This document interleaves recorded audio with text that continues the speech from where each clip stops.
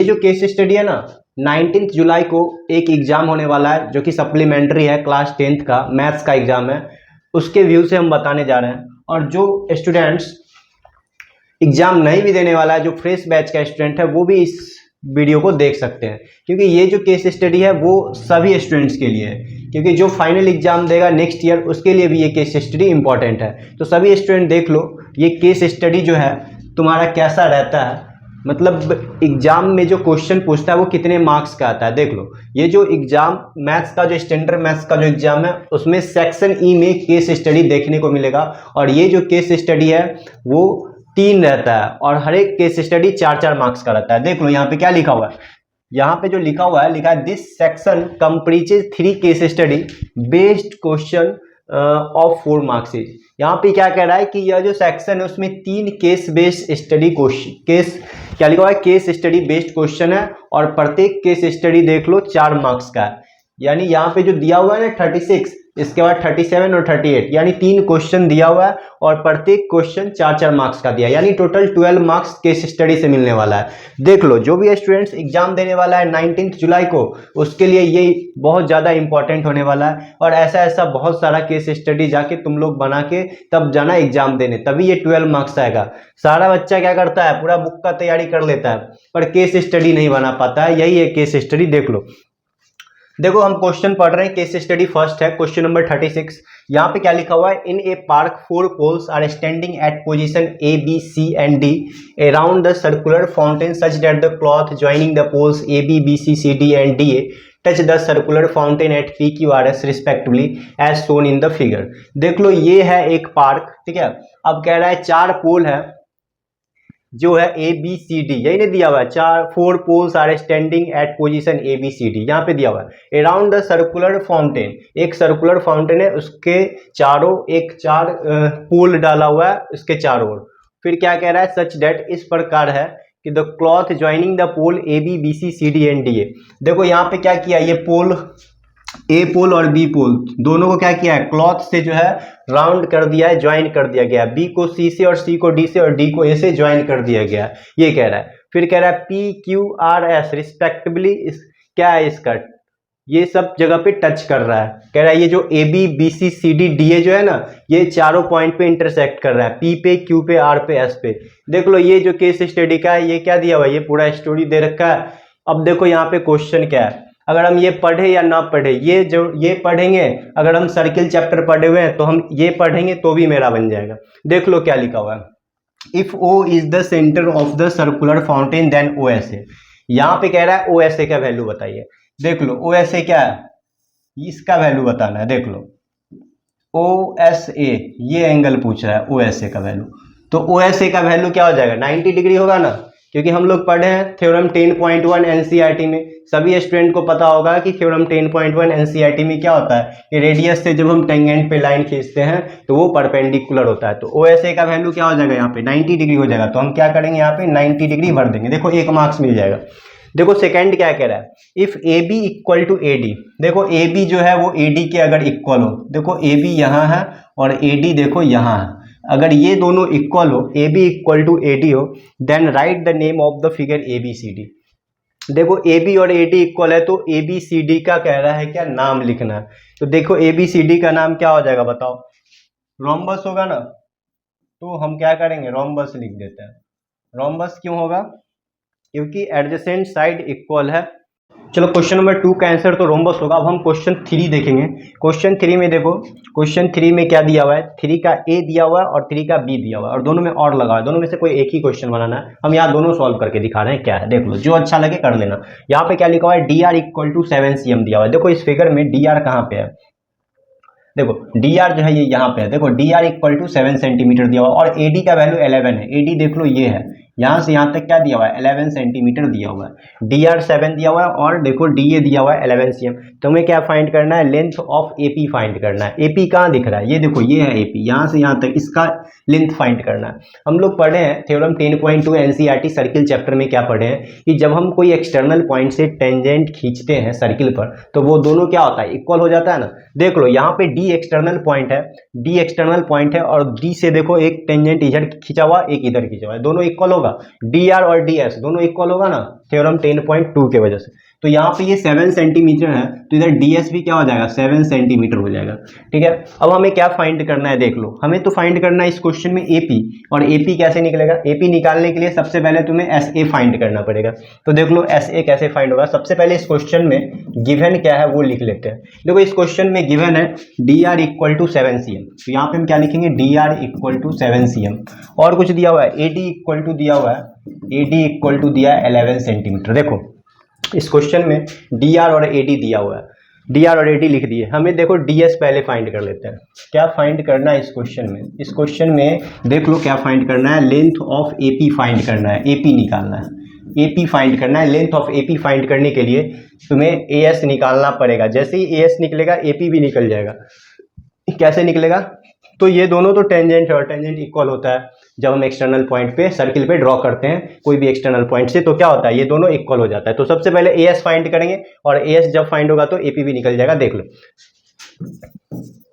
देखो सॉल्यूशन करते हैं।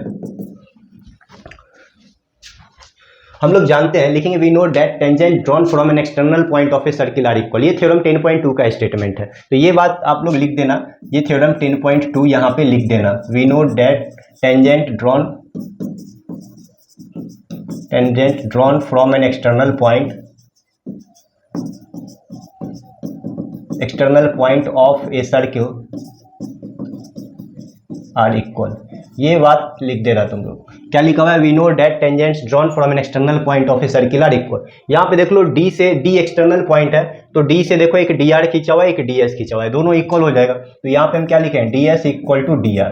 देखो ds अपने जगह पे रखेंगे और dr का वैल्यू 7 दिया हुआ है, तो ds का वैल्यू 7 सेंटीमीटर आ चुका है, और हम यहाँ पहले ही लिख दिए ds का वैल्यू 7 सेंटीमीटर। देख लो ds 7 सेंटीमीटर हम यहाँ ले आए। हमें इस क्वेश्चन में AS फाइंड करेंगे, AS फाइंड करेंगे तभी AP निकलेगा। तो AS देखो कैसे निकलेगा, AS निकालने के लिए क्या करेंगे, टोटल AD में से DS को घटा देंगे, तभी तो मेरा AS निकलेगा। 11 माइनस 7 करेंगे तो क्या मिला, 4 सेंटीमीटर मिल गया।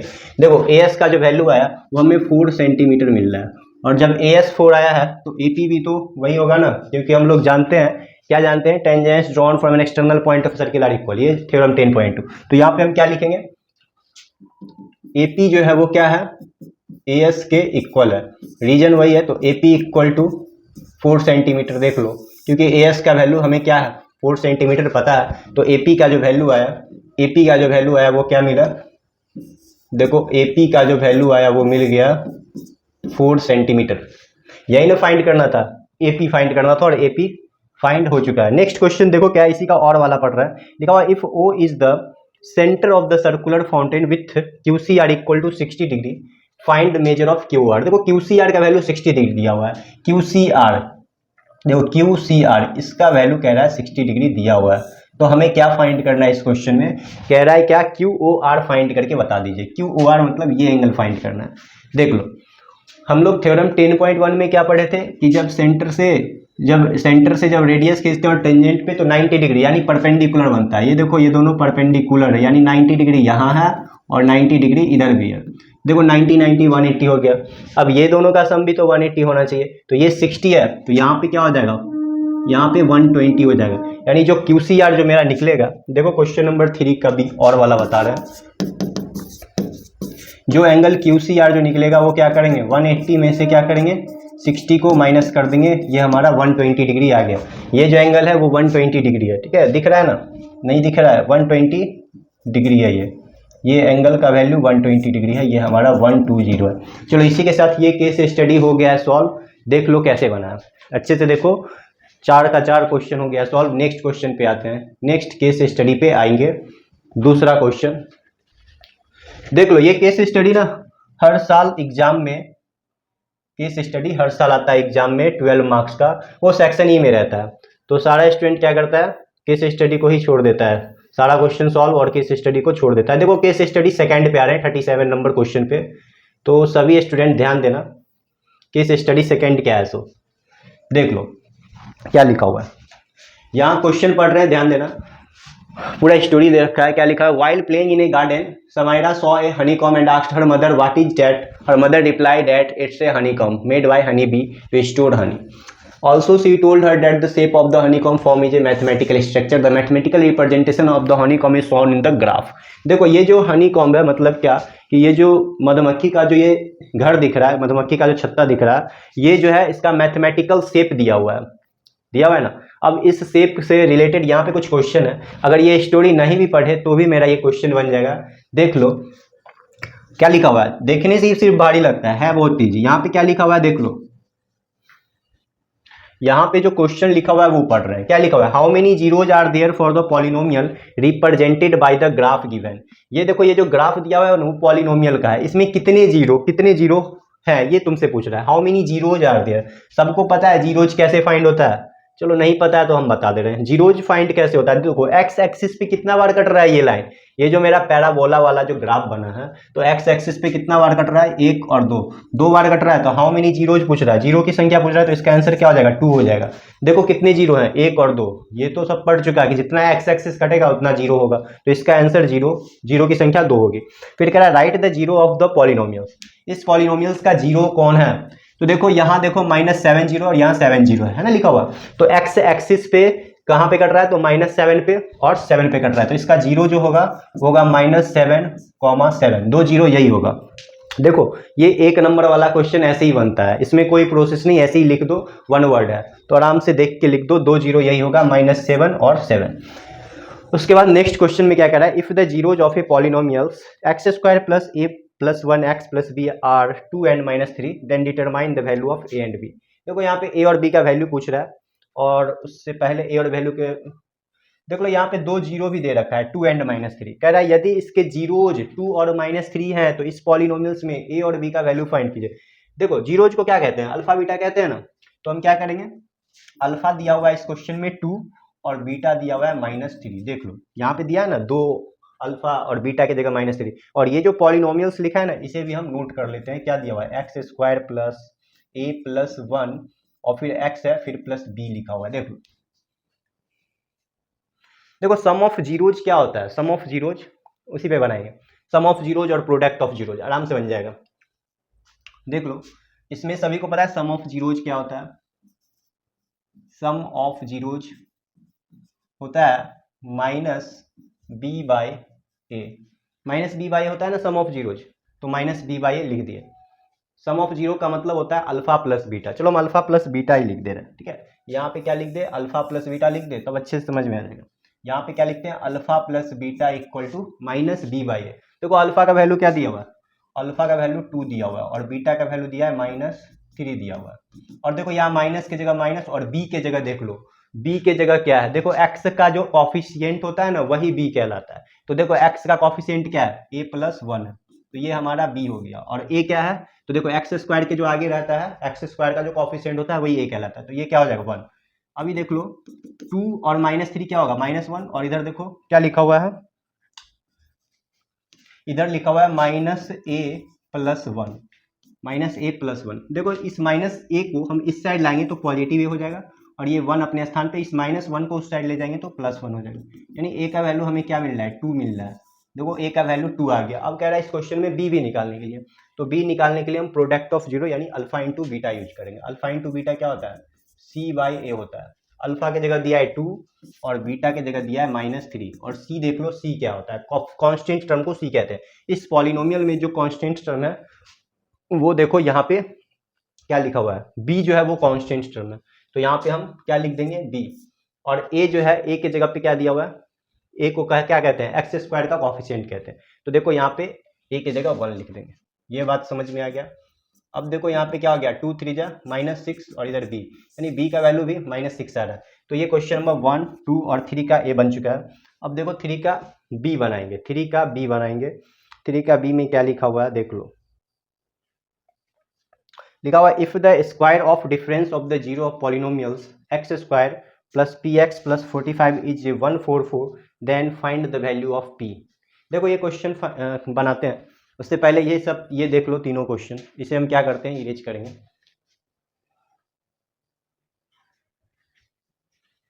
हो गया ना। नेक्स्ट क्वेश्चन पे आते हैं, ये लास्ट क्वेश्चन है इसी का। और देखो यहाँ पे क्या लिखा हुआ है, if the square of difference of the zeros of polynomials x square plus p x plus 45 is 144 then find the value of p. इस क्वेश्चन में पी का वैल्यू फाइंड करना है और कह रहा है square if the square of difference of the zero, मतलब अल्फा माइनस बीटा का होल स्क्वायर दिया हुआ है 144, तो कह रहा है पी का वैल्यू फाइंड कीजिए। इस क्वेश्चन में जो है अल्फा माइनस बीटा मतलब क्या, जीरो के डिफरेंस का स्क्वायर 144 दिया हुआ है, जीरो के डिफरेंस का स्क्वायर 144 दिया हुआ है, लिखा if the square of difference of the zeros of the polynomials 144, ठीक है। अभी तो कह रहा है क्या, find the value of P, P निकालिए। देखो ये जो पॉलिनोमियल्स मेरा दिया हुआ है x square plus p x plus 45, इसमें जो ए बी सी है उसे हम पहले लिख लेते हैं। देखो क्या दिया है, x square plus p x plus 45, यही ना दिया है। ए के जगह लिखेंगे हम 1, बी मेरा पी है और सी दिया है 45। इस क्वेश्चन में अल्फा प्लस बीटा अगर निकालना चाहे, फॉर्मूला होता है minus b by a, alpha plus beta. देखो माइनस बी, बी के जगह पे क्या दिया हुआ है, पी दिया हुआ है, और ए के जगह पे बता दो, ए के जगह पे जो दिया हुआ है वो है 1, यानी 1 तो हम नहीं भी लिखेंगे, तो मेरा जो अल्फा प्लस बीटा का जो वैल्यू आ रहा है वो माइनस पी आ रहा है। इसी तरह हम अल्फा इंटू बीटा निकालेंगे, इसका फॉर्मूला सी बाई ए होता है, अल्फा इंटू बीटा का फॉर्मूला होता है सी बाई ए। और अल्फा क्या दिया हुआ है देख लो, अल्फा इंटू बीटा का वैल्यू निकालेंगे ही, सी क्या दिया हुआ है देख लो, सी दिया है 45 और ए का वैल्यू 1 है, तो अल्फा इंटू बीटा क्या आ गया, हम क्या लिख सकते हैं, तो लिख सकते हैं ना अल्फा, यहाँ पे क्या लिख सकते हैं, अल्फा प्लस बीटा का होल स्क्वायर और माइनस में 4 अल्फा बीटा इक्वल टू 144। ये इसका अल्फा माइनस बीटा का होल स्क्वायर, यानी ए माइनस बी का होल स्क्वायर का एक ये भी फॉर्मूला है, ए प्लस बी का होल स्क्वायर माइनस 4ab, ये होता है, तो हम उसी पे डाल रहे हैं। अभी अल्फा प्लस बीटा का वैल्यू यहाँ क्या निकालें, तो माइनस पी निकाले हैं, और माइनस 4 अल्फा बीटा का वैल्यू क्या निकालें, तो 45 निकालें, और इधर क्या है 144। देखो ये पी स्क्वायर हो जाएगा, माइनस पी का अगर होल स्क्वायर करें तो पी स्क्वायर मिलेगा, और इधर देखो 45 को 4 से करेंगे तो 180 मिलेगा, और इधर है 144, तो ये आ गया p square equal to 144 plus में 180। जैसे ही हम इसे ऐड करेंगे पी स्क्वायर 180 और 144 को, तो क्या मिल जाएगा 324 मिलेगा ना, तो पी का वैल्यू क्या आ गया, √324 आ रहा है, वो भी प्लस माइनस में, तो पी का वैल्यू हो गया प्लस माइनस 18। देखो 324 का जब स्क्वायर रूट निकालेंगे तो 18 मिलेगा। ये क्वेश्चन देखो सॉल्व हो चुका है। अब हम नेक्स्ट दूसरा केस स्टडी देखेंगे, ये दूसरा केस स्टडी क्या है।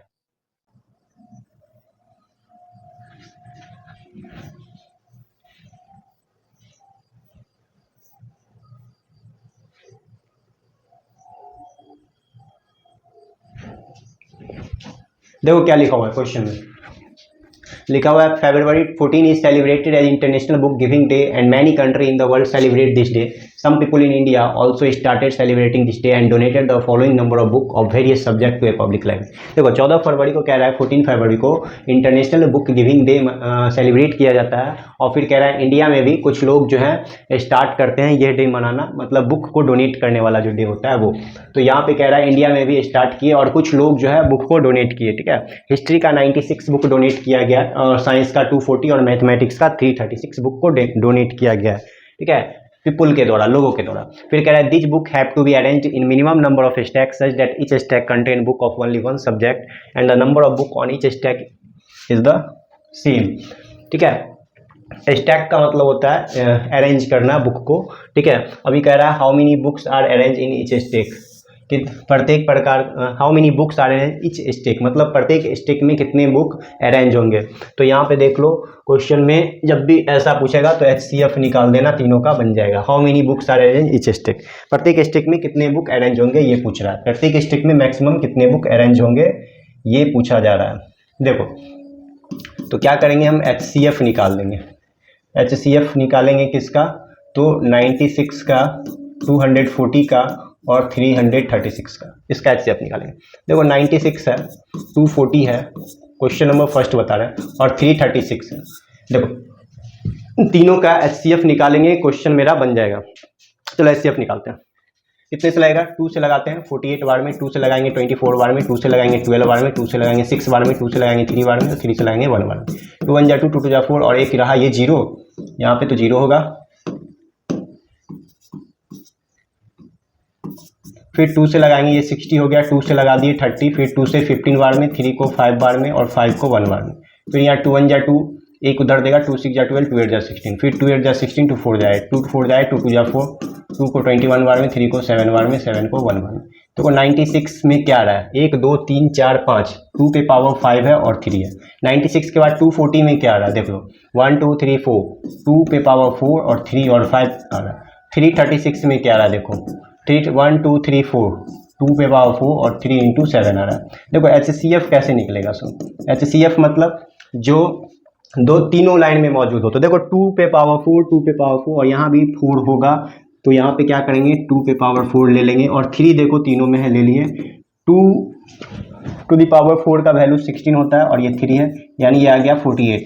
देखो HCF 48 है, तो यहाँ पे कह रहा है how many books are arrange in each stack, तो लिख देना 48 books, maximum 48 books are arrange in each stack. देख लो यहाँ पे फर्स्ट क्वेश्चन बन गया, HCF निकालना था। सेकंड में कह रहा है how many stacks are used arrange all the mathematics book, तो कह रहा है मैथमेटिक्स बुक्स का जो है कितना स्टैक्स बनाया जाएगा, तो मैथमेटिक्स बुक्स का नंबर ऑफ स्टैक्स पूछ रहा है। देखो क्वेश्चन नंबर सेकंड में number of stacks in maths book, देखो मैथ्स बुक्स का नंबर ऑफ स्टैक्स पूछा जा रहा है। देखो मैथ्स का टोटल बुक कितना है पहले ये देख लेंगे। मैथ्स का टोटल बुक है 336, तो 336 से क्या करेंगे, जो मेरा 48 है इससे डिवाइड कर देंगे। 48 क्या था, ईच स्टैक में 48 बुक रखा जाता था, तो इससे जैसे ही डिवाइड करेंगे और इस तो मेरा आ जाएगा कि मैथमेटिक्स का कितना स्टैक्स है। देखो डिवाइड करते हैं तो कितने बार में कट रहा है, देखो 7 बार में ना, तो यहाँ पे आ गया 7, तो ये सेकंड नंबर क्वेश्चन में क्या भर देंगे 7,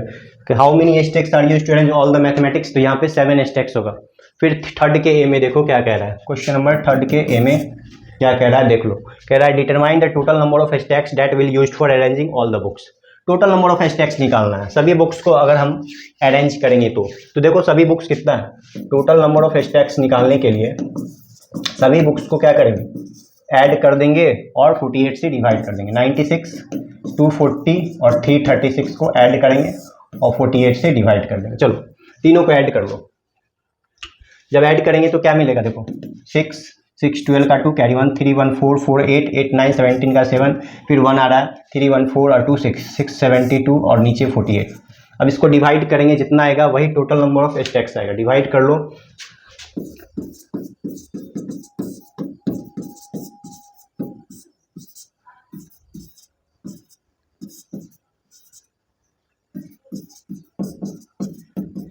देखो डिवाइड करने पे आ रहा है 14, देखो 14 बार में ये 672 आ जा रहा है, तो यहाँ पे 14 स्टैक्स होगा टोटल, तो 14 स्टैक्स इसका आंसर होगा। टोटल नंबर ऑफ स्टैक्स जो होगा बुक का, सभी बुक का, वो होगा 14। ठीक है, अब लास्ट क्वेश्चन बचा हुआ है इसमें, देखो if the thickness of each book of history, science and mathematics is 1.8, 2.2 और 2.5, then find the height of each stack. प्रत्येक स्टैक का हाइट बताना है, प्रत्येक स्टैक का हाइट बताना है। देख लो हमें पता है कि एक स्टैक में टोटल 48 बुक रखा हुआ है, एक स्टैक में 48 बुक रखा हुआ है। अभी कह रहा है क्या कि find the height of each stack, प्रत्येक स्टैक का हाइट कितना होगा। अगर हम प्रत्येक स्टैक को हम रखेंगे तो प्रत्येक स्टैक का हाइट कितना होगा, तो देख लो मैथ्स वाले का हाइट कितना होगा। मैथ्स का जो है थिकनेस दिया हुआ है, देखो सभी का थिकनेस दिखाओ, thickness of each book, history, science और मैथमेटिक्स। हिस्ट्री का देखो 1.8 है, 2.2 दिया हुआ है साइंस का, और मैथ का 2.5 दिया हुआ है। देखो मैथ थोड़ा मोटा होता है तो मैथ का क्या कर दिया 2.5। Then find the height of, सबसे पहले तो हाइट ऑफ, देखो इसी का बना रहा है, सबसे पहले लिखेंगे हाइट ऑफ ईच स्टैक ना, हाइट ऑफ हिस्ट्री का निकाल लेते हैं। हिस्ट्री बुक स्टैक, देखो हिस्ट्री बुक का जो स्टैक है उसका हाइट निकालना है। देखो मल्टीप्लाई कर दो, देखो 1.8 है ना, 1.8 को 48 से मल्टीप्लाई करेंगे, क्योंकि क्या है 48 बुक रखा हुआ है, प्रत्येक स्टैक में 48 बुक रखा हुआ है, तो एक बुक का 1.8 सेंटीमीटर मोटाई है, तो 48 बुक का जो भी होगा वही उसका हाइट होगा। मल्टीप्लाई कर दो 48 को 1.8 से, वही इसका आंसर होगा।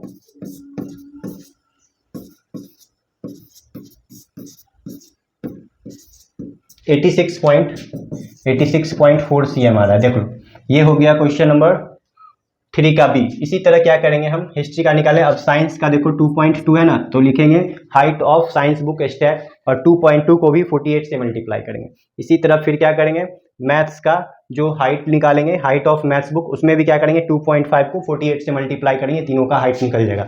तो समझ में आ गया, ये जो केस स्टडी था मेरा 36, 37, 38 सेक्शन ई से 12 मार्क्स का आएगा। तो जितने ही बच्चे 19 जुलाई को एग्जाम देने जा रहे हैं, ये तीनों क्वेश्चन का प्रैक्टिस कर लेना। ऐसा ही रहता है, 12 मार्क्स का केस स्टडी होगा और ज़्यादा से ज़्यादा केस स्टडी सभी स्टूडेंट प्रैक्टिस करो, तो ये 12 मार्क्स नहीं छूटने वाला है। ठीक है, तो देख लो ये क्वेश्चन कैसे बना है।